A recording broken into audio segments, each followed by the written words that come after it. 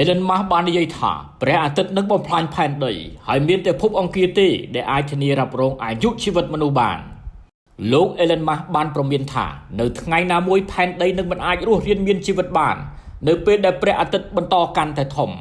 ដើម្បីការពារអនាគតមនុស្សជាតិគាត់បាននិយាយថាយើងត្រូវកសាងអាណានិគមដែលទ្រទ្រង់ដោយខ្លួនឯងនៅលើភពអង្គារ Musk បានកំណត់អាណានិគមលើភពព្រះអង្គារថាជាការធានារ៉ាប់រងជីវិតសម្រាប់ជីវិតជាសមរភាពដោយលើកហេតុផលថាយើងត្រូវតែធ្វើសកម្មភាពនៅពេលនេះខណៈដែលមនុស្សជាតិមានធនធាននិងសមត្ថភាពដើម្បីកសាងអរិយធម៌ដែលទ្រទ្រង់ខ្លួនឯងនៅលើភពអង្គារក្រុមហ៊ុន SpaceX កំពុងដំណើរការយ៉ាងលឿនលើផែនការភពអង្គាររបស់ខ្លួនក្រុមការងារកំពុងធ្វើការលើគេហដ្ឋានដុំឈុតអវកាសផ្ទាល់ខ្លួននិងថែមទាំងពិនិត្យមើលអំពីរបៀបដែលមនុស្សអាចមានកូននៅលើភពអង្គារ Musk បានលើកឡើងថាបេសកកម្មដែលមិនជាប់គាំងអាចចាប់ផ្ដើមនៅដើមឆ្នាំ2026ដោយមនុស្សអាចទៅដល់នៅឆ្នាំ2029ឬ2031ហើយជឿថា